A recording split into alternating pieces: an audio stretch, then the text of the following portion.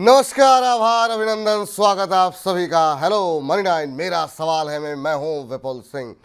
बुध का दिन और सब कुछ शुद्ध होता हुआ दिखाई दे रहा है। नई ऊंचाई पर बाजार। आज निफ्टी ने जो नया हाई बनाया है वो है 24,307 का और अभी 24,281 पे ट्रेड करता हुआ आधे फीसद से ज़्यादा की बढ़त, 157 अंक ऊपर निफ्टी। बैंक निफ्टी ने भी आज एक नई ऊंचाई को छुआ है। अभी फिलहाल जो है करीब 2.25% की तेज़ी जो है निफ्टी बैंक में देखने को मिल रही है। 53,091 का स्तर यहाँ पर देखने को मिल रहा है और काफ़ी शानदार मोमेंटम बनता हुआ यहाँ पर दिखाई दिया है। 53,256 ये आज का इंट्राडे हाई देखने को मिला है। अगर हम एडवांस डिक्लाइन रेशियो की बात करें तो यहाँ पर भी पूरी तरीके से गिरफ्त जो है वो बुल्स की काफ़ी मजबूत दिखाई दे रही है। 1742 शेयरों में तेज़ी है। 843 शेयर ऐसे हैं जो कि इस समय दबाव में कामकाज कर रहे हैं और आज की तेज़ी के जो नायक हैं वो हैं बैंक। पिछले कुछ दिनों से लगातार सुस्ती के बाद अब बैंकिंग शेयरों में शानदार तेजी देखने को मिल रही है। ऐसी तेजी में क्या रणनीति होनी चाहिए, किन शेयरों में खरीदारी करनी चाहिए, बजट से पहले रणनीति क्या बनाई जाए, इन तमाम पहलुओं में बातचीत होगी। आपके प्रश्नों के उत्तर भी दिए जाएंगे। साथ ही साथ खबरों वाले शेयर बदिंग स्टॉक्स में होंगे और आईपीओ बाजार पर चर्चा होगी। वाह क्या आईपीओ है में, और सबसे आखिर में चुन चुन के हमारा खास सेगमेंट तो होगा ही। तो बने रहिए लगातार हमारे साथ और अब रूबरू कराते हैं आज के खास मेहमान अरुण मंत्री जी को आपके साथ। मंत्री फिनमार्ट के फाउंडर अरुण मंत्री जी हमारे साथ जुड़ चुके हैं। अरुण सर, बहुत बहुत स्वागत है आपका। सबसे पहले तो बाजार पर ही आपकी टिप्पणी जानना चाहेंगे। नई ऊंचाई पर बाजार, यहाँ पर डरें या भरोसा करें बाजार पर? देखिए, गुड आफ्टरनून विपुल जी। देखिए, डेफिनेटली अगर market all time bullish high पे है और तो डेफिनेटली मार्केट में अच्छा मोमेंटम भी नजर आ रहा है। डरने की जरूरत इन्वेस्टर्स को डेफिनेटली नहीं है, क्योंकि इन्वेस्टर्स का काफी वेल्थ ऑलरेडी बना और काफी चीजें अच्छी इन्वेस्टर्स के लिए हो रही है। पर ट्रेडिंग के लिए डेफिनेटली आपको एक थोड़ा कॉशियस जरूर रखना चाहिए, क्योंकि मार्केट ऑल टाइम हाई पे है और कोई नया ट्रिगर अब नहीं है। एचडीएफसी बैंक का तो ट्रिगर सबको अवेटेड था। लास्ट एक हफ्ते से बात भी चल रही थी कि एमएससीआई में उसका वेटेज बढ़ सकता है या फिर वो शेयर होल्डिंग पैटर्न जो आता है हमेशा जुलाई फर्स्ट वीक में आता है, तो उसी का इंतजार सबको था। इसे अब वो भी इवेंट जा चुका है। नेक्स्ट बड़ा जो इवेंट है विपुल जी, अब बजट है और बजट रिलेटेड थीम ही अब चलते हुए नजर आएंगे। तो हो सकता है मार्केट कंसोलिडेट करे या फिर निफ्टी बैंक निफ्टी में थोड़ा करेक्शन भी अगेन देखने को मिले। करेक्शन का मेरा मतलब है 200-300 पॉइंट यहाँ वहां करेक्शन आपको देखने को मिल सकता है। ट्रेंड बुलिश है पर स्टॉक स्पेसिफिक एक्शन जारी रहेगा। मुझे लग रहा है ये महीना पूरा आपको स्टॉक्स पे ही ज्यादा ध्यान देना चाहिए। चलिए, तो बाजार पर ध्यान मत दीजिए, चुनिंदा शेयरों पर ध्यान रखिए और वहीं पर आपको अच्छे रिटर्न आते हुए दिखाई देंगे। और कार्यक्रम का आगाज होने से पहले ही बड़ी संख्या में दर्शकों के प्रश्न हमारे पास आ चुके हैं और पहला प्रश्न लेते हैं अनुराग वालिया जी का। कह रहे हैं राधे राधे विपुल जी, अरुण जी, आपको भी राधे राधे। अनुराग जी कह रहे हैं कि इरेडा के शेयर इन्होंने लिए हुए हैं 177 के भाव पर। आज इसको हम बजिंग स्टॉक्स में भी डिस्कस करेंगे। क्या कुछ खबरें हैं आपको थोड़ी देर में पता लगेंगी जब बजिंग स्टॉक्स पे हम डिस्कस करेंगे। इसके अलावा आईआरएफसी के शेयर इन्होंने लिए हुए हैं 172 पे। 1-2 साल में का इनका नज़रिया है। और एक और पावर शेयर के बारे में जानना चाह रहे हैं, एसजेवीएन। कह रहे हैं उसमें एंट्री कब कर सकते हैं, कृपया मार्गदर्शन करें। 3 सवाल हैं सर इनके। इरेडा पे आज अच्छा मोमेंटम देखने को मिल रहा है, खबर भी है, उस पर हम बजिंग में चर्चा करेंगे। लेकिन रेलवे और पावर, इन दो पे इनका नज़रिया है। इरेडा, आईआरएफसी और एसजेवीएन में एंट्री करना चाह रहे हैं। आपकी टिप्पणी सर। बिल्कुल, एसजेवीएन में डेफिनेटली कर सकते हैं। इनफैक्ट आज हमने भी रिकमेंड किया, क्योंकि लास्ट 7 डेज का हाई ब्रेच किया तो हमारे सिस्टम में भी इसका बाई कॉल आज जनरेट हुआ है। तो करंट लेवल पे भी ऐड करके चल सकते हैं। 134 के आसपास है। ट्रेडिंग बट रहेगा 129 के स्टॉप लॉस से आप बाई करें और 145 का ऊपर में टारगेट रहेगा। तो एसजेवीएन में तो डेफिनेटली बाई करें। अगेन आईआरएफसी 171 के आसपास है, अपने सपोर्ट के आसपास है। लॉन्ग टर्म के लिए ऐड करना चाहे तो वो भी ऐड कर सकते हैं। तो आईआरएफसी में भी कोई दिक्कत नहीं है। एसजेवीएन आईआरएफसी दोनों ही मुझे लग रहा है यहाँ से शॉर्ट टर्म में भी काफी अच्छा कर सकते हैं। आईआरएफसी तो मुझे लग रहा है लॉन्ग टर्म में भी अच्छा बैठ रह सकता है। तो दोनों में ही खरीदारी की सलाह है। और जो इन्होंने लेके रखे हुए हैं तो क्या अभी होल्ड करें? क्योंकि इनका सवाल तो इसमें आईआरएफसी और इरेडा में बने हुए हैं। 170 पे इरेडा लिए हुए हैं, अब आज तो 217 का लेवल आ गया है। कहाँ पे प्रॉफिट बुक करना चाहिए? देखिए विपुल जी, टेक्निकल चार्ट्स के हिसाब से देखें तो 235 से 240 के आसपास पे इसके टारगेट्स आ रहे हैं। इरेडा का ब्रेकआउट 201 के ऊपर कल ही हुआ और कल हमने एक ट्रेडिंग रिकमेंडेशन भी इसमें जनरेट की और 225 का ही टारगेट है। 216-18 का आज हाई आज भी स्टॉक ने लगाया। तो 235 का वैसे टारगेट निकल के आ रहा है। तो 235 के आसपास थोड़ा प्रॉफिट बुक करें। 177 के आसपास की बाइंग है। ज्यादा पूरा बुक करने की जरूरत नहीं, क्योंकि ट्रेंड पॉजिटिव है और बजट में कुछ अच्छे एक्सपेक्टेशन भी आप कह सकते हैं इरेडा के लिए आने का एक्सपेक्टेशन है। तो डेफिनेटली एक मोमेंटम रहेगा। 235-240 वहां तक डेफिनेटली स्टॉक को होल्ड करके चल सकते हैं। चलिए, 235 240 तक होल्ड करना चाहिए और नवंबर से फरवरी के बीच में कंपनी का एफपीओ भी आने वाला है। कंपनी की तरफ से इस तरह की जानकारी दी गई है। रकम जुटाने के लिए कंपनी अपना एफपीओ भी लेकर के आएगी। दीप्ति भारद्वाज जी का सवाल ले लेते हैं। कह रहे हैं, हेलो मनी 9, मैं आप सभी का स्वागत है। बहुत अच्छी बात है। कह रहे हैं, अरुण सर आपको देख करके मन खुश हो जाता है। और कह रहे हैं, सर मेरे पास जियो फाइनेंस के 85 शेयर हैं, 369 रुपये के भाव पर ले रखे हैं। काफ़ी टाइम हो गया है, क्या करें? होल्ड भी कर सकती हूँ? होल्ड कर सकती हैं, बड़ी प्रशंसक हैं। आपको देख करके इनका मन जो है वो खुश हो जाता है सर। जियो फाइनेंस के ऊपर इनका प्रश्न है। अभी 350 के आसपास ये शेयर ट्रेड करता हुआ, और इन्होंने लिया हुआ है 369 पे। अब थोड़ी परेशान हो रही है। 18-19 रुपये का इनको यहाँ पर लॉस होता हुआ दिखाई दे रहा है। क्या अभी वेट करना चाहिए सर इनको? पिछले 6 महीने में करीब 50% का रिटर्न रहा है यहाँ पर। विपुल जी, इनका कहना एकदम सही है। स्टॉक ने जरूर फ्रस्ट्रेशन दिखाया, क्योंकि मार्केट अगर आप देखें लास्ट 3 हफ्ते से न्यू हाई मार्केट ने लगाया, पर ये स्टॉक ने अपना एक रिसेंट स्विंग हाई 370 भी नहीं निकाला। तो डेफिनेटली एक फ्रस्ट्रेशन वाला स्टॉक जरूर है। पर ये ऐसा स्टॉक है जहां पे मोमेंटम कभी भी आ सकता है और अच्छे सपोर्ट के आसपास है। यूजुअली आपको रिलायंस और जियो दोनों एक साथ चलते हुए नजर आते हैं, पर Reliance all time high already लगा चुका है और जियो फाइनेंस अभी अपने ऑल टाइम हाई से दूर है। तो यहाँ पे एग्जिट की राय डेफिनेटली नहीं है। डेफिनेटली एक शॉर्ट टर्म में मोमेंटम काफी वीक है और शॉर्ट टर्म में हो सकता है और थोड़ा कंसोलिडेशन देखने को मिले। पर मुझे लग रहा है विपुल जी, आने वाले दिनों में 380 390 वहां तक ये स्टॉक जरूर जा सकता है। तो थोड़ा पेशेंसली होल्ड करना पड़ेगा। इनकी दिक्कत एकदम सही है, क्योंकि हमने भी क्लाइंट्स को दिलाया और उनमें मोमेंटम बिल्कुल नहीं है। पर 380 390 तक के टारगेट्स मुझे लग रहा है आने वाले कुछ हफ्तों में स्टॉक में देखने को मिल सकते हैं। चलिए, 380 390 तक के टारगेट देखने को मिल सकते हैं। ठीक है, थोड़ी सी फ्रस्ट्रेशन है, लेकिन थोड़ा धैर्य बना करके रखिए दीप्ति जी। ये आपके लिए सलाह है। जय पटेल जी हमारे साथ जुड़ चुके हैं। पटेल जी नमस्कार। नमस्कार सर। कैसे हैं जय जी आप? सर बढ़िया है, आप बताइए सर कैसे हो? हम भी बहुत अच्छे हैं सर। कहाँ से बोल रहे हैं? सर इंदौर से। चलिए, बहुत अच्छी जगह से बोल रहे हैं, और नमकीन बड़ी मशहूर है इंदौर की। तो यस सर। बताइए जी सर, क्या प्रश्न है आपका? सर मेरे पास साउथ इंडियन बैंक के 805 शेयर है, 27 रुपये 27 पैसे के भाव से। किस भाव में लिया? 27 रुपये 27 पैसे। Yes sir. और कितने समय तक होल्ड कर सकते हैं सर आप? सर 2 से 3 महीने। 2-3 महीने का नज़रिया है। 1 रुपये पर शेयर का इनको लॉस हो रहा है। सर राइट इशू आने के बाद से ये शेयर चल नहीं रहा है, क्या करना चाहिए? यहाँ पर भी थोड़ी, हालांकि इधर तो बैंक भी नहीं चल रहे थे, तो साउथ इंडियन बैंक भी नहीं चला। आपकी सलाह क्या रहेगी साउथ इंडियन बैंक को लेकर के? बिल्कुल, जो क्लियरली ट्रेडिंग व्यू रखें, इन्वेस्टमेंट का व्यू ना रखें, और 25 रुपए का स्टॉप लॉस लगाए। वैसे मेरा पहला स्टॉप लॉस 24 रुपए का काफी बार मैंने कहा था, पर अभी रिसेंटली जो लो बना है 25 के आसपास ही बना है। 25 का स्टॉप लॉस मेंटेन करें। मोमेंटम ऊपर आ सकता है थोड़ा। आप कह सकते हैं छोटे बैंक्स में पिछले 3-4 दिनों में गिरावट जरूर आई है, पर 28 तक मुझे लग रहा है एक बार जा सकता है। तो बेटर है वहां पे एग्जिट कर लें, और बेटर है आप बड़े बैंक्स में रहे, वहां पे अच्छा मुनाफा बन सकता है। या फिर छोटे बैंक्स में रहना है तो Canara bank, bank of Baroda, जिनमें अच्छी गिरावट आई है, वहां पे खरीदारी कर सकते हैं। पर इस स्टॉक में मेरा लॉन्ग टर्म नजरिया फिलहाल नहीं है। जिन्होंने भी ले रखा है, जैसे इन्होंने भी ले रखा है, तो 25 रुपए का पहले स्टॉप लॉस लगाए। 28 के आसपास भी आता है तो एक बार का प्रॉफिट बुक करके स्टॉक से निकाले। चलिए, 28 के आसपास आता है तो आपको निकल जाना चाहिए। ये सलाह निकल करके आती हुई। स्टॉप लॉस का अवश्य ध्यान रखिएगा। आशिमा अरोड़ा जी का सवाल ले लेते हैं। कह रही हैं, आशिमा शबरवाल हियर फ्रॉम दिल्ली। बहुत बहुत स्वागत है मैम आशिमा जी आपका। कह रही हैं कि मैंने अपोलो माइक्रो के 4400 शेयर ले रखे हैं 152 रुपये के भाव पर। कह रहे हैं, क्या मुझे करंट लेवल पे एवरेज करना चाहिए? इसका लक्ष्य क्या हो सकता है? अपोलो माइक्रो सिस्टम अभी 105 रुपये के आसपास चलता हुआ, और इनकी जो ख़रीद का भाव है वो 152 है। काफ़ी ज़्यादा नीचे आ चुका है इनकी ख़रीद से। करीब करीब 48-50 रुपये के आसपास का इनको जो है वो नुकसान यहाँ पर होता हुआ दिखाई दे रहा है। पिछले 6 महीने में 20% का करेक्शन यहाँ पर ऑलरेडी आ चुका है, तो काफ़ी लॉस में है सर। शानदार रैली रही और उसके बाद से शेयर फिर उठ नहीं पा रहा है, लगातार दबाव दिखा रहा है पिछले 5-6 महीने से। अब इनको क्या करना चाहिए? इन्होंने तो काफ़ी ऊपर के भाव पे ले रखे हैं। देखिए विपुल जी, अगेन डिफेंस की थीम के वक्त ये स्टॉक भी चला था, क्योंकि मेजरली कहा जाता है कि कंपनी का भी कारोबार थोड़ा बहुत डिफेंस के रिलेटेड है। एग्जैक्टली मैंने पढ़ा नहीं है, पर उसी थीम पे स्टॉक चला था, और बाद में स्टॉक में एक अच्छी गिरावट देखने को मिली, और अभी एग्जैक्टली अपने सपोर्ट के आसपास है। पहली बात तो यह है कि इनको नई खरीदारी नहीं करनी है, क्योंकि स्टॉक साइडवेज है, कोई बड़ा मोमेंटम नजर नहीं आ रहा। तो नई खरीदारी ना करें, और स्टॉप लॉस 98 का जरूर मेंटेन करें।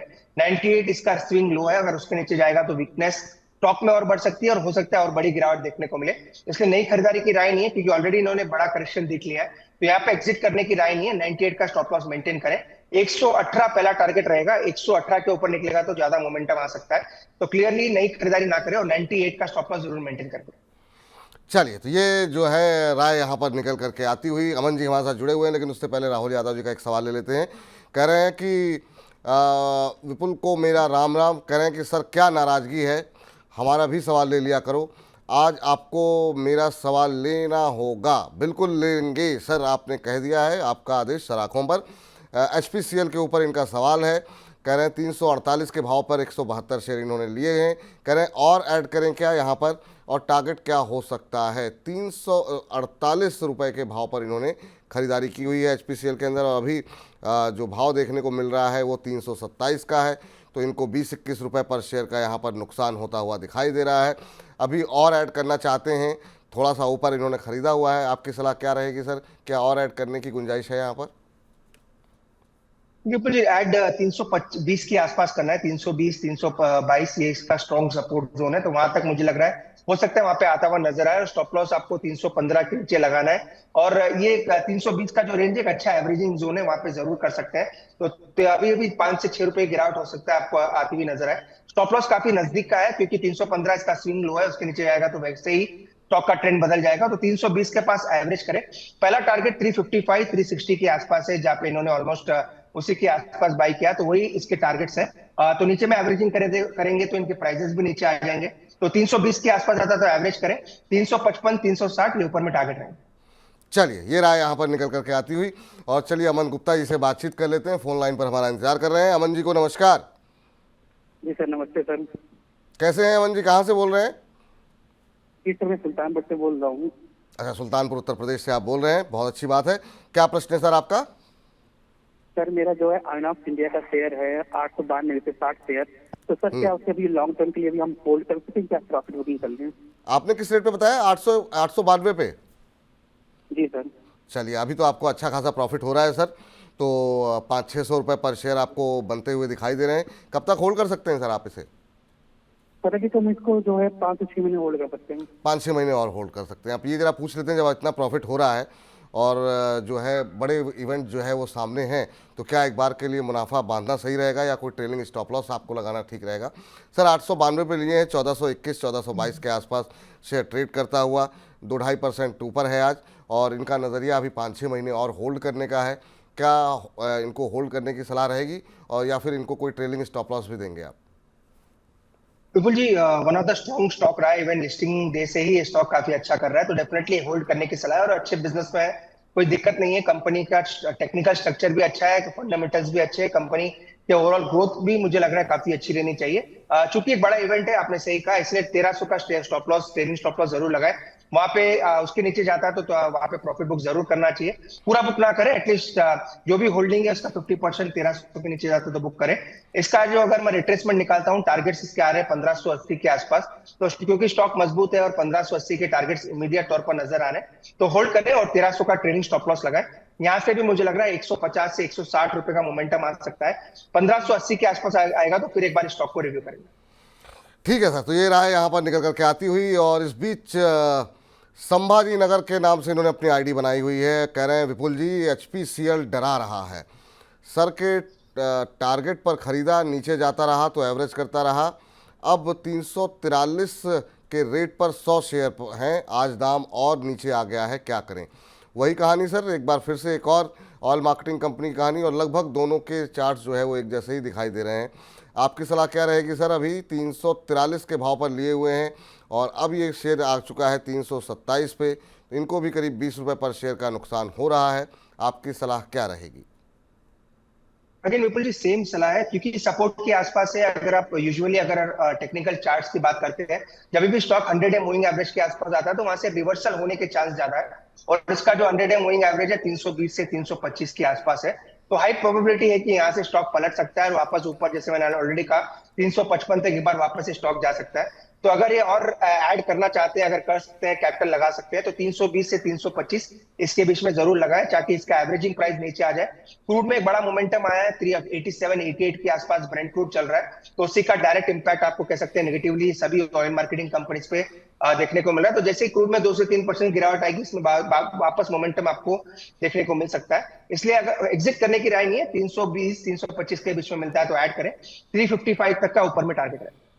ठीक है, ये राय यहाँ पर निकल करके आती हुई, इस बीच मेघा जी का सवाल आया है। मेघा धोखाने जी का सवाल है, कह रही है हेलो विपुल सर, अरुण सर, मैंने जीएमआर इंफ्रा के शेयर लिए हुए हैं 100 रुपये पर, क्या करें सर? इसके लिए ये 100 रुपये का एक ऐसा रेजिस्टेंस, एक ऐसी रुकावट बन गई है जीएमआर रिपोर्ट के लिए कि इसको ये पार नहीं कर पा रहा है।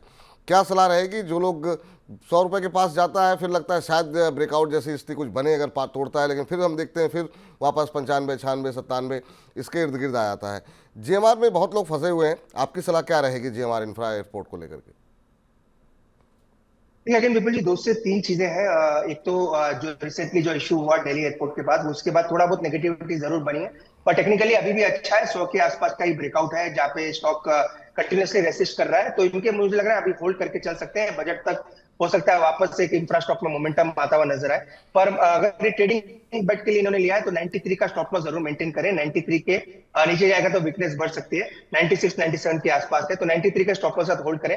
100 के ऊपर मुझे लग रहा है ब्रेकआउट आ सकता है, तो फिलहाल मुझे लग रहा है होल्ड करने की सलाह है और 93 का स्टॉप लॉस जरूर मेंटेन करें। 93 का स्टॉप लॉस अवश्य मेंटेन करें, ये आपके लिए सलाह है।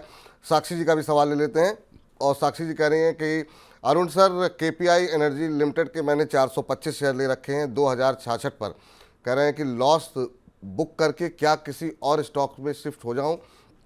तो अब इनको थोड़ा सा डर लग रहा है, कह रही हैं कि क्या यहाँ पे एक बार के लिए लॉस बुक करना चाहिए? अभी क्या सलाह रहेगी सर? अभी अगर हम देखें तो केपीआई का जो मौजूदा भाव देखने को मिल रहा है, 1.5% के आसपास ऊपर है, 1791 का लेवल देखने को मिल रहा है, लेकिन जो इनकी खरीद है वो थोड़ी सी ऊपर की है 2066 की, तो 300 रुपये के आसपास पर शेयर इनको यहाँ पर नुकसान होता हुआ दिखाई दे रहा है। लॉस बुक करना चाहिए या अभी होल्ड करना चाहिए सर? पिछले 1 महीने में करीब 3% के आसपास का नेगेटिव रिटर्न रहा है, लेकिन मोमेंटम यहाँ पर भी काफ़ी अच्छा बना था। अब इनके साथ गलती ये हुई कि इन्होंने बिल्कुल पीक पर जाकर के जो है वो ख़रीदारी की है, जो इसने 2109 का हाई बनाया था 25 अप्रैल को। आपकी राय क्या रहेगी सर? विपुल जी, मुझे लग रहा है थोड़ा मोमेंटम आ सकता है, क्योंकि रिन्यूएबल एनर्जी बिजनेस में थोड़ा बहुत आप कह सकते हैं मोमेंट ऊपर की तरफ काफी फास्ट आया, पर अभी भी होल्ड करने की सलाह है। ऊपर में 1850 का एक छोटा रेजिस्टेंस है, उसके ऊपर निकलेगा तो उनके बाई प्राइस भी आपको देखने को मिल सकते हैं। तो एग्जिट की राय नहीं है, स्टॉप लॉस जरूर मेंटेन करें 1700 के नीचे, क्योंकि ऑलरेडी इन्होंने एक बड़ा फॉल देख लिया और यहाँ से रिवर्सल के चांस काफी ज्यादा है। तो 1700 का स्टॉप लॉस जरूर मेंटेन करें। ऊपर में 1850 ये पहला टारगेट है, उसी के आसपास अभी स्टॉक चल रहा है, तो 1850 के ऊपर ब्रेकआउट होगा तो इनके जो प्राइजेस है 2000 के ऊपर, वो भी देखने को मिल सकते हैं। इसलिए चूंकि बजट है और रिन्यूएबल एनर्जी का थीम भी थोड़ा पॉजिटिविटी के और बढ़ रहा है, तो 1700 का स्टॉप लॉस ला के होल्ड करें। मुझे लग रहा है स्टॉक 1850 के ऊपर निकलेगा तो 2000 तक की जर्नी एक बार दिखा सकता है। ठीक है सर, ये राय यहाँ पर निकल करके आती हुई, और इस बीच हमारे साथ चंद्रशेखर नायक जी जुड़ चुके हैं, फोन लाइन पर मौजूद हैं। नायक जी को नमस्कार। सर विपुल सर, जय जय श्री राम। जय जय श्री राम सर, बताइए कहाँ से बोल रहे हैं सर आप नायक साहब? सर आपकी बात कॉल के माध्यम से सुनने के लिए कान तरस गया है सर। अरे सर, धन्यवाद धन्यवाद सर। और कहाँ से बोल रहे हैं नायक साहब आप? सर मैं छत्तीसगढ़ से गरियाबंद से बोल रहा हूँ, गरियाबंद जिला से बोल रहा हूँ। अच्छा अच्छा, बहुत अच्छी बात है। तो छत्तीसगढ़ में मनी9 के कार्यक्रमों को पसंद किया जा रहा है? जी सर, मैं तो पसंद करता हूँ सर, मैं शुरू से ही देखता हूँ, व्हाट्सएप में भेजता हूँ क्वेश्चन और यूट्यूब में भेजता हूँ। अरे सर, शुक्रिया शुक्रिया सर नायक साहब, और आप नियमित दर्शक बने रहें और कोशिश करें कि जो आपके इर्द गिर्द लोग हैं वो लोग भी मनी9 के कार्यक्रमों का हिस्सा बनते रहें और मनी9 का परिवार ऐसा ही आगे बढ़ता रहे। क्या प्रश्न है आपका सर? जी, मनी9 के कृपा से सर इरिडा और आरबीएनएल तो प्रॉफिट में हूँ सर। चलिए, बहुत अच्छी बात सर। और अभी मैं मेरा क्वेश्चन 2 क्वेश्चन है सर, बाकी 1 क्वेश्चन लेंगे बोल रहे हैं। 2 क्वेश्चन में कृपा करके बता दीजिएगा, बहुत दिन से कॉल लगा है। चलिए चलिए, बताइए बताइए सर, सवाल बताइए। टैक्समैको इंफ्रा का पूछता था सर, 3 बार हो गया। रेल का ही मेरे को डिटेल देते थे जी। रवि सर से भी पूछा हूँ कई बार, तो रेल का ही इंफॉर्मेशन मिला है। मैं इंफ्रा का पूछता था। अच्छा, टैक्समैको इंफ्रा आपने लिया हुआ है, और किस भाव? टैक्समैको इंफ्रा 119 में 300 शेयर लिया हूँ सर, और इंजीनियर्स इंडिया 224 में 400 शेयर लिया हूँ सर। 5 नहीं, महीने से रखा हूँ सर। एक सेकंड सर, 119 पे आपने लिए है ना? 119 पे? जी जी जी। अच्छा, तो ये थोड़ा सा जानकारी थोड़ी सी गलत है। 119 के भाव पर इन्होंने लिए हुए हैं। और इंजीनियर्स इंडिया को दे देंगे सर वो। इंजीनियर्स इंडिया किस रेट पे लिए हुए हैं आपने? 224 पे लिया हूँ तो 400 शेयर 5 महीने से दोनों शेयर को रखा हूँ सर। 3 महीना रुक सकता हूँ अभी। 224 पे लिए हुए हैं ना आपने? जी जी जी। चलिए, पहली बात तो ये कि बहुत अच्छी बात है कि आप दोनों में ही अच्छे मुनाफे पे हैं। 224 पे इंजीनियर्स इंडिया लिया हुआ है, 263 264 का भाव चल रहा है। टेक्समैको में भी आपने 119 पे लिया है, 142 पे आ चुका है। तो दोनों ही शेयरों में आपको अच्छा प्रॉफिट हो रहा है। पहले तो इस बात की बहुत बहुत शुभकामनाएं आपको। लेकिन अब कब तक होल्ड करना चाहिए, कहाँ पे एग्जिट करना चाहिए, ये जरा पूछ लेते हैं। हमारे जो एक्सपर्ट अरुण जी मौजूद हैं। अरुण सर, टेक्समैको इंफ्रा इन्होंने लिया हुआ है, 119 की खरीद है, 142 पे है, तो ठीक ठाक प्रॉफिट पे बैठे हुए हैं। और इंजीनियर्स इंडिया जो है यहाँ पर भी इनको 20-25 रुपये बन रहे हैं, तो कहाँ पे एग्जिट करना चाहिए इनको? देखिए विपुल जी, एक तो इंजीनियर्स इंडिया में एग्जिट की राय नहीं है, क्योंकि अगर थोड़ा लंबा रखते हैं तो इसमें बड़े टारगेट्स देखने को मिलते हैं। क्योंकि अगर ओएमसी यहाँ से इंफ्रा या कैपेक्स करेगी तो उसका मेजर बेनिफिशियरी इंजीनियर्स इंडिया ही होता है, क्योंकि रिफाइनरीज में अगर बिल्डअप होता है तो इंजीनियर्स इंडिया इसको बनाती है। तो कोई दिक्कत नहीं है, 295 300 तक के टारगेट्स आपको इंजीनियर्स इंडिया में देखने को मिल सकते हैं। तो यहाँ से एक ब्रेकआउट अगर आता है, जिसका अगर टेक्निकल चार्ट देखते हैं तो 268 के ऊपर इसका ब्रेकआउट है। तो 268 के ऊपर निकलता है तो 290 300 तक के टारगेट्स इंडियंस इंडिया में बनेंगे, तो उसको डेफिनेटली होल्ड करें। और जो टेक्समैको इंफ्रा की बात करें तो उसका चार्ट भी अच्छा है, 142 के आसपास है। टेक्स इंफ्रा इसका कोड है, तो ऐसे स्टॉक भी बेहतर है। इसके टेक्निकल टारगेट्स देखते हैं तो 158 से 162 इसके के आसपास टेक्निकल टारगेट आते हैं। फंडामेंटली कोई विपुल जी डेली कवरेज नहीं है, इसलिए कोई बड़ा व्यू नहीं दे पाऊंगा, पर टेक्निकली 158 162 वहां तक मुझे लग रहा है स्टॉक जा सकता है। चलिए, तो ये राय यहाँ पर निकल करके आती हुई, और इस बीच एक बड़ी खबर आती हुई, और ये बड़ी खबर निकल करके आ रही है चीनी क्षेत्र को लेकर के। और आपको बता दें कि चीनी क्षेत्र को लेकर के जो बड़ी खबर आ रही है वो ये है कि सरकार से गुहार लगाई गई है कि शुगर इंडस्ट्रीज ने निर्यात खोलने की गुहार लगाई है। और कहा यह गया है कि ज़रूरत पूरी होने के बाद भी 36 लाख टन चीनी जो है का स्टॉक जो है वो बचा रहेगा। ये इस्मा का कहना है। कह रहे हैं सरप्लस चीनी के स्टॉक के निर्यात की अब सरकार को अनुमति देनी चाहिए। निर्यात खुलने पर शुगर सेक्टर को आर्थिक तौर पर मदद मिलेगी। तो ये इस्मा की तरफ से बड़ी गुहार है यहाँ पर। और अगर गवर्नमेंट इस बात को एक्सेप्ट कर लेती है तो एक बार चीनी क्षेत्र के अंदर मोमेंटम बनता हुआ दिखाई दे सकता है। तो बड़ी खबर है कि इस्मा की तरफ से गुहार लगाई गई है, शुगर इंडस्ट्रीज़ की तरफ से गुहार लगाई गई है कि फिलहाल जो चीनी का निर्यात है वो सरकार जो है उसको एक बार फिर से बहाल करे। और कहा यह गया कि 36 लाख टन चीनी का स्टॉक जो है वो फिर भी बच जाएगा पूरी ज़रूरत होने के बावजूद, और इसलिए सरप्लस चीनी के स्टॉक को निर्यात की अनुमति सरकार दे। तो जरा शुगर शेयरों में आज हम देखें तो थोड़ा सा दबाव जरूर देखने को मिल रहा है। बलरामपुर चीनी करीब 1.25% के आसपास की गिरावट के साथ कामकाज करता हुआ। बजाज हिंदुस्तान पे अगर हम नज़र डालें तो यहाँ पर हम देखें तो करीब ½ % से ज़्यादा की गिरावट देखने को मिल रही है। तो ये फिलहाल आज दबाव में है, लेकिन अगर ये सरकार इनकी मांगों को मंजूरी दे देती है तो फिर यहाँ पर चीनी क्षेत्र के लिए एक बड़ा ट्रिगर बनता हुआ दिखाई दे सकता है। ½ % की गिरावट रेणुका शुगर के अंदर देखने को मिल रही है। सर, चीनी क्षेत्र पे आपकी क्या राय रहेगी, और ये जो इंडस्ट्री की तरफ से मांग की गई है एक्सपोर्ट खोलने की, कैसे देख रहे हैं आप इसे?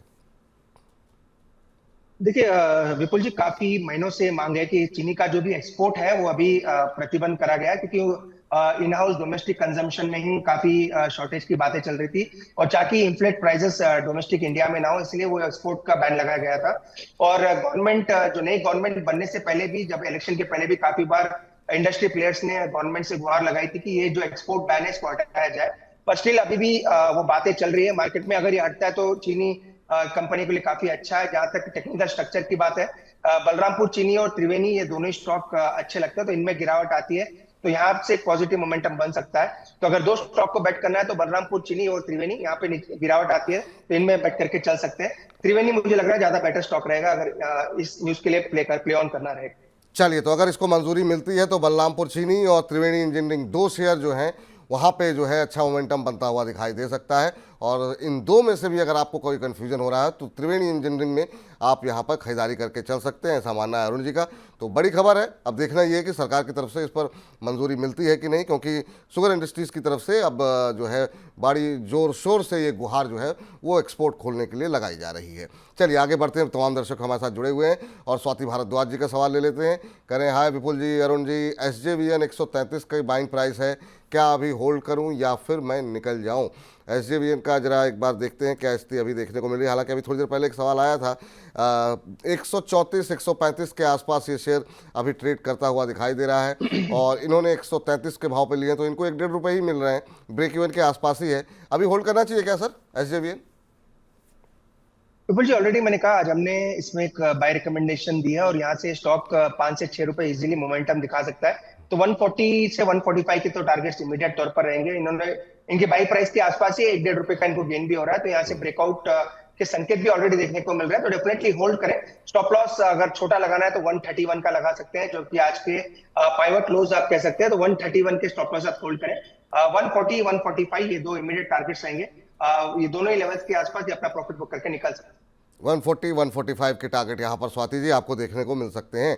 SK जी कह रहे हैं सर, एक सवाल इनका आया है, बड़ा इंटरेस्टिंग सवाल है। कह रहे हैं विपुल सर और अरुण सर को नमस्कार, आपको भी बहुत बहुत नमस्कार। SK जी कह रहे हैं सर, मार्केट में करेक्शन कब आएगा, किस लेवल पर इन्वेस्ट करना चाहिए, क्या बजट से पहले करेक्शन आ सकता है, क्या करेक्शन का वेट करना चाहिए? तो ये एक सवाल है जिस पर हमने पहले सवाल में भी किया कि वो जानना ये चाह रहे हैं कि भाई बाजार में गिरावट, वो वेट कर रहे हैं गिरावट आए तो खरीदें, लेकिन बाजार नई ऊंचाइयां छू रहा है, क्या बजट के पहले कोई करेक्शन आ सकता है सर? विपुल जी, मेरी एक्सपेक्टेशन ये है कि बजट के बाद करेक्शन आएगा। चाहे कोई भी हो, चाहे नेगेटिव न्यूज आए ना आए, इट इज हमेशा यही होता है कि buy on rumour sell on news. तो वही चीज बजट के बाद देखने को मिल सकती है।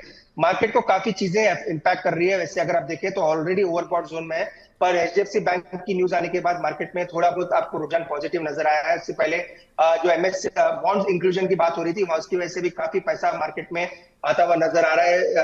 अगर आप SIP की बात करें तो 18,000 करोड़ 19,000 करोड़ की SIP मंथली देखने को मिल रही है। सभी चीजें पॉजिटिविटी जरूर दिखा रही है और वैल्यूएशन डेफिनेटली स्ट्रेच्ड है और ये स्ट्रेच ही रहेंगे जब तक पैसा मार्केट में आ रहा है। आपको मार्केट में कोई बड़ी गिरावट देखने को नहीं मिलेगी। एक्सपेक्टेशन है कि बजट में कुछ ना कुछ हो सकता है मार्केट के लिए, या फिर सिक्योरिटीज मार्केट में कुछ हो सकता है नेगेटिविटी या नेगेटिव कुछ अनाउंसमेंट आते हुए नजर आए, जो कि मार्केट में बात चल रही है। कोई स्पेसिफिक न्यूज नहीं है, अगर वो आता है तो मार्केट में करेक्शन देखने को जरूर मिलेगा। और अगर मार्केट बजट में कुछ बड़ा नया नियम या कह सकते हैं कुछ बड़ा अनाउंसमेंट नहीं आता तो भी मार्केट में करेक्शन देखने को मिलेगा। तो मुझे लग रहा है बजट के बाद जरूर करेक्शन देखने को मिल सकता है। बजट के पहले हो सकता है स्टॉक स्पेसिफिक एक्शन ज्यादा आपको नजर आए। तो बजट तक मुझे लग रहा है मार्केट बाय ऑन रहेगा, गिरावट भी आएगी तो वापस तेजी देखने को मिलेगी। और एक सेकंड चीज जो होनी है वो है मॉनसून का ओवरऑल डायरेक्शन। जुलाई का फोरकास्ट काफी अच्छा है, तो उसी वजह से पॉजिटिविटी मार्केट में है। फेड के ओवरऑल कमेंट्स भी कल पॉजिटिव नजर आए, जहां पे उन्होंने कहा है कि हो सकता है इन्फ्लेशन उनके कंट्रोल में आ रहा है, हो सकता है एक रेट कट आपको प्रेसिडेंशियल इलेक्शन जो होने हैं उनके पहले ही आपको आते हुए नजर आए। तो सभी चीजें हैं जो मार्केट को अच्छा बाय आउट कर रही है। और जहां तक करेक्शन की बात है, इन्होंने सही कहा, सब लोग करेक्शन का वेट कर रहे हैं, करेक्शन आ नहीं रहा, पर शॉर्ट टर्म में मुझे लग रहा है बजट के बाद करेक्शन मार्केट में आ सकता है। चलिए, तो बजट के पहले नहीं, बजट के बाद करेक्शन आ सकता है। और चुनिंदा शेयरों पे नज़र रखिए सर, अभी चुन के आएगा उस पर आप नज़र रखिए। ये बाजार गिरेगा तभी खरीदेंगे, इस तरीके की धारणा मत रखिए। अच्छे शेयरों में पैसे लगाइए, बजट की थीम अभी चल रही है, बजट को ध्यान में रखते हुए पैसे लगाइए और पैसे बन रहे हैं और पैसे बनेंगे भी आगे। चलिए आगे बढ़ते हैं और जरा पायल जी से बातचीत कर लेते हैं। पायल जी को नमस्कार। नमस्कार विपुल जी एवं अरुण जी। सर मेरा सवाल है कि मेरे पास BPCL के 280 शेयर है 312 की रेट पर। अच्छा, और कब खरीदे थे आपने ये? मुझे इसे लिए हुए 3 महीने हो गए। अच्छा, और कितने समय तक होल्ड कर सकती है? सर मैं 1 से 1.5 महीना और होल्ड कर सकती हूँ। 1 से 1.5 महीने और होल्ड कर सकती है। कहाँ से बोल रही हैं पायल जी आप? अजमेर से, राजस्थान। अजमेर राजस्थान से, चलिए बहुत अच्छी जगह है मैम। और अभी हमने हालांकि इस पर चर्चा तमाम ऑयल मार्केटिंग कंपनीज पे हो चुकी है, लेकिन ठीक है, अब आपने सवाल किया तो हम इसका उत्तर भी दे रहे हैं। अभी इनको 7-8-9 रुपये का नुकसान यहाँ पर हो रहा है सर, इस पर हम बातचीत कर चुके हैं। लेकिन जो लोग भी फंसे हुए हैं ऑयल मार्केटिंग कंपनीज पे, क्या उनको धैर्य दिखाना चाहिए या क्या सलाह रहेगी आपकी? एक बार फिर से आपकी टिप्पणी। देखिए विपुल जी, मैंने ऑलरेडी कहा जो क्रूड के प्राइसेस जो बढ़े हैं उसी वजह से मोमेंटम आपको फिजल आउट नजर आ रहा है। क्या वरना अगर क्रूड के प्राइसेस नीचे रहते तो हो सकता है ये स्टॉक भी आपको रिसेंट हाइस के आसपास नजर आ सकता है। तो मुझे लग रहा है एक बाउंस आ सकता है 320 322 तक, एक बाउंस शॉर्ट टर्म में भी देखने को मिल सकता है। उस बाउंस में चाहे तो ये स्टॉक से निकल सकते हैं, क्योंकि स्लो मूवर है और मार्केट यूजुअली चलता है तो यूजुअली स्टॉक में एक साइडवेज रुझान नजर आता है। तो एग्जैक्टली सपोर्ट के आसपास है, यहाँ पे एग्जिट करने की राय नहीं है। 320 325 इसके बीच में आता तो एक बार को वहां पे एग्जिट करके स्टॉक से निकल सकते हैं। स्लो मूवर है इसलिए फ्रस्ट्रेशन ज्यादा दिखाएगा, क्योंकि मार्केट चलता है तो यूजुअली स्टॉक चलता नहीं है। तो बेटर एक बार कॉस्ट के ऊपर निकलता है तो एक बार एग्जिट करके किसी और स्टॉक में स्विच होने की राय लें। आपके भाव के आसपास आए मैम तो आप निकलने की कोशिश कीजिए, ये राय आपके लिए फिलहाल निकल करके आती हुई। चलिए जरा आगे बढ़ते हैं और अगले दर्शक का प्रश्न लेते हैं। और ये प्रश्न हमें भेजा गया है हर्षित मंगल जी की तरफ से। मंगल जी कह रहे हैं कॉन्कोर के शेयर इन्होंने ले रखे हैं, 10 शेयर इनके पास हैं 1045 के भाव पर। कह रहे हैं लंबी अवधि का टारगेट क्या यहाँ पर हो सकता है। कॉन्कोर पे अगर हम नजर डालें अभी तो जो भाव यहाँ पर कंटेनर कॉर्पोरेशन पे देखने को मिल रहा है वो देखने को मिल रहा है 1020 रुपये का, और इन्होंने जो ख़रीदा हुआ है 1045 पे, तो 20-25 रुपये का नुकसान यहाँ पर इनको जो है होता हुआ दिखाई दे रहा है। अभी क्या होल्ड करना चाहिए सर बजट को ध्यान में रखते हुए? क्या रेलवे को लेकर के कुछ बड़ा अनाउंसमेंट हो सकता है? रेलवे पे आपकी राय जरा जानना चाहेंगे सर। अभी हमने थोड़ी देर पहले IRFC पे बातचीत भी की थी, लेकिन जो RVNL है, टैक्स मैको रेल है, उनका भविष्य आपको बजट को ध्यान में रखते हुए कैसा दिखाई दे रहा है? क्या जो लोग हैं उनको एक बार के लिए प्रॉफिट बुक करना चाहिए, या जो लोग फ्रेश एंट्री की सोच रहे हैं क्या वहाँ पर अभी एंट्री ले सकते हैं, या आपको लगता है कि बजट के आसपास हो सकता है गिरावट देखने को मिले? अगर विपुल जी जहां तक कॉनकोर की बात है, कॉनकोर में मेजर ट्रिगर था कि गवर्नमेंट इसमें डाइवर्समेंट कर सकता है, तो डाइवर्समेंट के बाद चांसेस यही थे कि स्टॉक में री रेटिंग हो और वापस स्टॉक ऊपर जाता हुआ नजर है। वो डाइवर्समेंट रिसेंटली कुछ मीडिया रिपोर्ट्स से निकल के आया कि वो डाइवर्समेंट शायद गवर्नमेंट अभी ना करे, जब से ही स्टॉक में एक डाउनवर्ड मोमेंटम देखने को मिल रहा है। पर ये एग्जैक्टली अभी सपोर्ट की बात करें तो 990 से 995 के आसपास इसका सपोर्ट है, तो वो एक सपोर्ट मुझे लग रहा है वो होल्ड करना चाहिए, वहां से रिवर्सल आ सकता है। टारगेट्स की जहां तक बात है 1145 1180 जो रिसेंट हाइस है वही इसके टारगेट्स रहेंगे। तो ये एक व्यू कॉनकोर में रहेगा। कॉनकोर में जो गवर्नमेंट की तरफ से रुझान निकल के आता है वो काफी इंपॉर्टेंट है, उसी के हिसाब से स्टॉक चलेगा। और जहां तक रेलवे की बात है विपुल जी, मुझे लगा रेलवे काफी दिनों से चले नहीं है, पर अभी भी अपने कंसोलिडेशन से काफी बुलिश नजर आ रहे हैं, एक्सेप्ट रेलटेल में एक बड़ा ब्रेकआउट ऑलरेडी देखने को मिला है। तो RVNL रेलटेल ये दोनों डेफिनेटली आउट परफॉर्म करेंगे। IRFC और राइट्स एकदम सपोर्ट के आसपास है, कोई बड़ा मोमेंटम इसमें देखने को नहीं मिला है। और एक स्टॉक मैंने आज चुन के में रेलवे में से दिया है, तो वहां पे पेट करके चल सकते हैं। तो किसी को भी रेलवे में बाई करना है तो स्टॉक बाई करें। और जहां तक ओवरऑल पैक की बात है, मुझे लग रहा है कंसोलिडेशन तो बुलिश है, अभी भी कोई नेगेटिविटी सेक्टर में देखने को नहीं मिली जी, तो ये हो गई पूरी रेलवे के ऊपर बातचीत बजट को ध्यान में रखते हुए। तो इस पर आप जो है अपनी नज़रिया जो है वो आप तय कर सकते हैं। चलिए आगे बढ़ते हैं और अगला सवाल लेते हैं। वंशिका चेटवानी जी का सवाल आया है, कह रहे हैं कि राधे राधे सर, मनी 9 के शो का हमेशा ही इंतज़ार रहता है, एक बजते ही अलार्म ऑन हो जाता है। बहुत बहुत शुक्रिया वंशिका जी कि आप अलार्म लगा करके कार्यक्रम का वेट करती हैं, बहुत बहुत धन्यवाद आपका, और आप सभी दर्शकों का बहुत बहुत धन्यवाद। और कह रहे हैं कि मेरे पास नाल्को के शेयर हैं, 181 शेयर हैं, 138 रुपये के भाव पर इन्होंने लिए हुए हैं। कह रहे हैं कि क्या करना चाहिए, होल्ड करें या फिर निकल जाएं? 6 से 9 महीने का इनका नज़रिया है। नाल्को के ऊपर इनका प्रश्न है। अभी जो भाव नाल्को के अंदर देखने को मिल रहा है, एक नज़र डालते हैं तो नाल्को में अभी 193 के आसपास ये शेयर अभी ट्रेड करता हुआ चल रहा है, और जो इनकी ख़रीद का भाव है वो इन्होंने लिया हुआ है 138 रुपये के भाव पर। तो आपको तो अच्छा मुनाफा यहाँ पर होता हुआ एक दिखाई दे रहा है। 138 पे खरीदा, 193 का भाव है। मेटल शेयरों में बीच में चमक आती हुई दिखाई भी दी थी। सर नाल्को क्या करें, प्रॉफिट में है, अभी होल्ड करना चाहिए?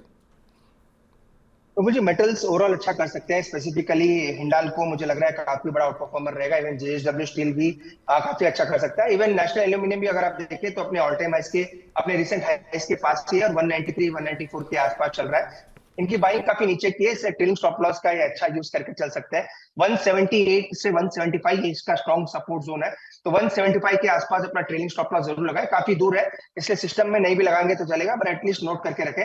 इसका जो ब्रेकआउट है 199 से 200 के ऊपर इसका ब्रेकआउट आ सकता है, और क्योंकि स्ट्रक्चर पॉजिटिव है अपने इसके आसपास ही चल रहा है, तो मुझे लग रहा है 220 तक के टारगेट स्टॉक में देखने को मिल सकते हैं। वहां पे आएगा तो एक बार रिव्यू करेंगे। तो करंट लेवल पे एग्जिट की राय नहीं है, होल्ड करें, 220 का इमीडिएट टारगेट रहेगा, और 175 के आसपास अपना ट्रेलिंग स्टॉप लॉस जरूर लगा करें। 175 के आसपास ट्रेलिंग स्टॉप लॉस लगाने की आपको सलाह दी जा रही है। और इस बीच करीब 900 दर्शक जो है हमें लाइव के माध्यम से यूट्यूब पर देख रहे हैं। इसके अलावा हमारे फेसबुक, हमारे ऐप पर भी बड़ी संख्या में जो है दर्शक जुड़ रहे हैं, तो आप सभी का बहुत बहुत धन्यवाद। और आप सभी से रिक्वेस्ट है कि जितना हो सके अपने दोस्तों, अपने परिवारजनों, अपने कलीग्स, उन सब के बीच में लिंक को शेयर करें ताकि ज़्यादा से ज़्यादा लोगों तक मनी 9 का ये कार्यक्रम पहुंच सके। और जो मिस इन्फॉर्मेशन जो है तमाम टेलीग्राम और बाकी माध्यमों से लोगों तक पहुंच रही है, वो उससे लोगों को बचाया जा सके। तो आप लगातार इसको शेयर करते रहेंगे तो काफ़ी अच्छा रहेगा। चलिए, इस बीच नेहा आर्या जी का सवाल ले लेते हैं। कह रही हैं कि जुपिटर वैगन और राइड्स में एंट्री कब ले सकते हैं। जुपिटर वैगन के बारे में चर्चा होगी तब जब आएगा हमारा खास सेगमेंट चुन चुन के। लेकिन हाँ, राइड्स के बारे में आपको जानकारी दे रहे हैं कि राइड्स में एंट्री कब लेनी चाहिए। राइड्स में सर फ्रेश एंट्री के लिए कौन सा लेवल सही रहेगा? तो विपुल जी, राइट्स का अगर आप एंट्री करना है तो बेटर है आप एक ब्रेकआउट पे करें। इसका जो ब्रेकआउट लेवल है वो 710 के ऊपर है। तो एक टिपिकल आप कह सकते हैं ट्रेडिंग व्यू है। तो 710 के ऊपर जब तक नहीं निकलता थोड़ा वेट करें, क्योंकि ट्रेडिंग बेट काफी अच्छा रह सकता है। तो 705 710 निकलता है तो बाई करें और 690 का स्टॉप लॉस लगाए। ऊपर में टारगेट 755 से 760 के रह सकते हैं। तो चूंकि साइडवेज है इसलिए अभी बाई करने की सलाह नहीं है, लेकिन जब ब्रेकआउट आएगा 705 या 710 के ऊपर तब बाई करके चले और 690 का स्टॉप लॉस मेंटेन करें। चलिए, तो ये जो है आपके लिए फिलहाल राय निकल करके आती हुई। सभी हाथ सैयद जी का सवाल ले लेते हैं। कह रही हैं सर प्लीज़ आज तो पिक कर लें। बिल्कुल पिक कर लिया है मैम। कह रही हैं कि हेलो विपुल सर, मेरे प्यारे अरुण सर, फाइनली आज आप आ ही गए और आपको नमस्कार उन्होंने बोला है। तो आप देख रहे हैं सर, लगातार आपके प्रशंसकों की संख्या जो है वो बढ़ती हुई दिखाई दे रही है और ऐसे ही आपकी फ़ैन फॉलोइंग बढ़ती रहे। कह रही हैं परसिस्टेंट सिस्टम के ऊपर इनका सवाल है। कह रही हैं कि उसका टारगेट क्या हो सकता है। इन्होंने जो लिया हुआ है वो 3975 पे के भाव पर लिया हुआ है और आज भी इन्होंने बाय किया है 4500 के भाव पर। कह रहे हैं कि अभी मुझे क्या करें। आज हम देख रहे हैं कि परसिस्टेंट सिस्टम 4500 पे आज लिया। चलिए, आज भी इनको प्रॉफिट हो रहा है, मतलब 4600 के ऊपर 2.25% ऊपर है। तो पहले 3900 पे लिया, फिर आज 4500 पे लिया और दोनों में ही अगर हम देखें तो अच्छा प्रॉफिट इनको यहाँ पर परसिस्टेंट सिस्टम में हो रहा है। लेकिन सर क्या करना चाहिए? अभी एक महीने में 34-35% की रैली आ चुकी है यहाँ पर, तो क्या सलाह रहेगी आपकी इस पर? एक तो विपुल जी, स्टॉक काफी चल चुका है और निफ्टी आईटी जरूर मोमेंटम में है। तो एक मोमेंटम मुझे लग रहा है 4750 4800 तक एक्सटेंड जरूर हो सकता है। तो डेफिनेटली होल्ड करने की राय है। अभी भी कोई नेगेटिविटी स्टॉक में नहीं है, पर ट्रेलिंग स्टॉप लॉस जो लगाना है 4350 के आसपास लगाना है। जो इन्होंने नीचे के शेयर्स बाय किए उनका ट्रेलिंग स्टॉप लॉस 4350 या 4400 के आसपास भी लगा सकते हैं। 4400 भी एक स्ट्रॉन्ग सपोर्ट जोन है, तो उसी का ट्रेलिंग स्टॉप लॉस लगाएं। ऊपर में 4750 4800 ये इमीडिएट टारगेट रहेंगे। फ्रेश खरीदारी की राय नहीं है, स्टॉक ऑलरेडी चल चुका है। और आज भी जो इन्होंने शेयर बाय किया, अगर वो एक बार प्रॉफिट बुक करेंगे तो ज्यादा बेटर रहेगा। क्योंकि थोड़ा प्रॉफिट बुक जरूर करना चाहिए। स्टॉक काफी ऑलरेडी चल चुका है, इससे नई खरीदारी ना करें और आज जो बाय किया उसको एक बार का बुक कर ले। जो नीचे के स्टॉक्स है जो आपने काफी नीचे में बाय किया उनको होल्ड करें। ऊपर में 4750 4800 ये वहां तक ये स्टॉक जा सकता है। वहां पे आता है तो वहां पे पूरा प्रॉफिट बुक करके निकल जाए। चलिए, तो ये राय निकल करके आती हुई आपके लिए। और इस बीच जो है प्रतिभा राय जी का सवाल आया है, उस पर जरा बातचीत कर लेते हैं। कह रही हैं हेलो सर, टाटा एलेक्सी के शेयर इन्होंने लिए हुए हैं 7082 के भाव पर लिए हुए हैं। इन्होंने डेल्टा कॉर्प पे भी भेजा हुआ है। मैम अभी चूंकि समय थोड़ा कम है, बजिंग स्टॉक्स की तरफ भी हमको बढ़ना है, तो सोच रहे हैं फटाफट 2-4 सवालों को निपटा लें। तो टाटा एलेक्सी पे राय दिलवा देते हैं। 7082 पे लिया हुआ है सर, क्या सलाह रहेगी जानना चाह रही हैं?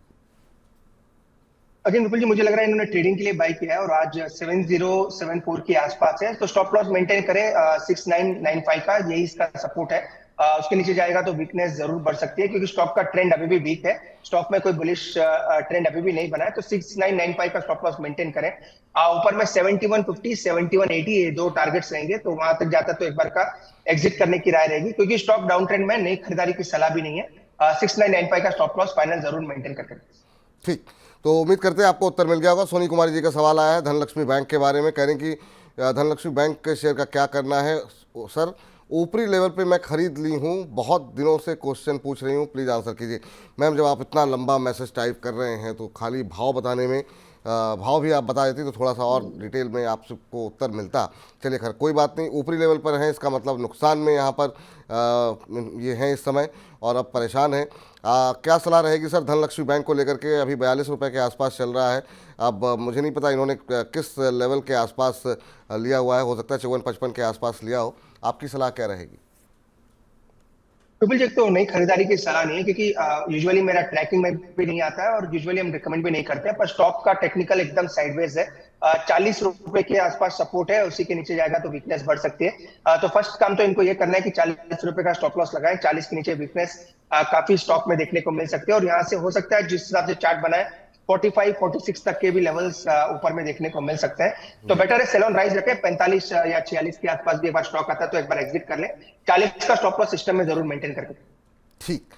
गोविंद मौर्य जी का सवाल है और सवाल से पहले इन्होंने एक टिप्पणी लिखी है, उसको सर मैं आपको पढ़ के सुनाता हूँ। ये कह रहे हैं कि सर का नाम अरुण मंत्री है लेकिन आप हमारे लिए वित्त मंत्री हैं। दूसरे सर का नाम विपुल है लेकिन आप हमारे लिए महाभारत के नकुल हैं। और उसके बाद इन्होंने अपना सवाल भेजा है, कह रहे हैं कि मेरा सवाल मझगांव डॉक के ऊपर है। 4320 के रेट पर इन्होंने 50 शेयर लिए हुए हैं और कब तक होल्ड करें। पहले तो गोविंद जी जो आपने टिप्पणी की है उसके लिए बहुत बहुत धन्यवाद। और मतलब इस तरह के शब्दों का प्रयोग आपने किया है, निश्चित रूप से तमाम टिप्पणियां जो है हम लोग का उत्साह बढ़ाती हैं। बहुत बहुत धन्यवाद सर आपका। लेकिन मझगांव डॉक पे अगर नज़र डालें, काफ़ी अच्छे रिटर्न यहाँ पर लोगों ने कमाए हैं, अच्छे रिटर्न के साथ चल रहा है। अभी भी ये प्रॉफिट में है, 4300 समथिंग की खरीद है इनकी और आज 6% ऊपर है ये शेयर, 4590 के आसपास ट्रेड करता हुआ। सर शानदार मूव, 6% की तेज़ी मझगांव डॉक शिप बिल्डर के अंदर। अभी क्या करना चाहिए यहाँ पर, इनको कहाँ, इनके लिए टारगेट क्या हो सकता है? विपुल जी डेफिनेटली होल्ड करना चाहिए और आज भी एक ब्रेकआउट जरूर देखने को मिला है। जो टारगेट्स निकल के आ रहे हैं 4750 तक इसके टारगेट्स निकल के आ रहे हैं, तो डेफिनेटली होल्ड करने की राय है। आज भी अगर आप देखें तो 4550 4500 के ऊपर फ्रेश ब्रेकआउट देखने को मिला है और मोमेंटम काफी अच्छा है। जैसे कि मैंने ऑलरेडी कहा, डिफेंस, रेलवेज या फर्टिलाइजर्स ऐसे स्टॉक्स है जहाँ पे मोमेंटम और भी आ सकता है, क्योंकि बजट ड्यू है। बजट में बड़े अनाउंसमेंट्स की एक्सपेक्टेशन है, वो होगा नहीं होगा सेकेंडरी है, पर एक्सपेक्टेशन जरूर है। तो 4750 तक मुझे लग रहा है स्टॉक जा सकता है। उस टारगेट के लिए स्टॉक को डेफिनेटली होल्ड करके चल सकते हैं।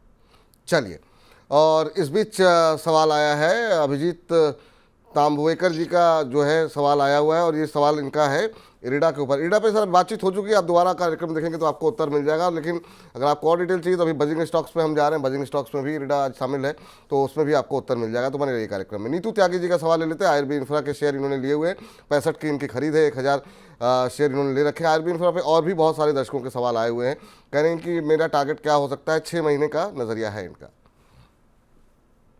देखिए विपुल जी, काफी आप कह सकते हैं दो ब्लॉक डील्स स्टॉक में हो, इसी के बाद स्टॉक में कोई मोमेंटम नहीं है। 63-62 के आसपास का सपोर्ट है स्टॉक में, तो जब तक 62 या 63 भी लगा सकते हैं। 63 का ही स्टॉप लॉस आप लगा के रखें। एक रिवर्सल के साइन जरूर देखने को मिल रहा है, क्योंकि बेस फॉर्मेशन 62-63 के आसपास जरूर हो चुका है और ऊपर में 70 से 72 के आसपास के नेक्स्ट टारगेट्स निकल के आ रहे हैं। तो मुझे लग रहा है होल्ड करके चले, 72 तक के इमीडिएट टारगेट रहेंगे। 72 निकलेगा तो ब्रेकआउट और बड़ा देखने को मिल सकता है, तो इमीडिएट तौर पे टारगेट 72 के रहेंगे। स्टॉप लॉस जरूर मेंटेन करें, क्योंकि स्टॉक साइडवेज है और 63 का बेस ऑलरेडी बन चुका है, तो 63 का स्टॉप लॉस मेंटेन करें और ऊपर में 72-74 ये दो इमीडिएट टारगेट्स हैं।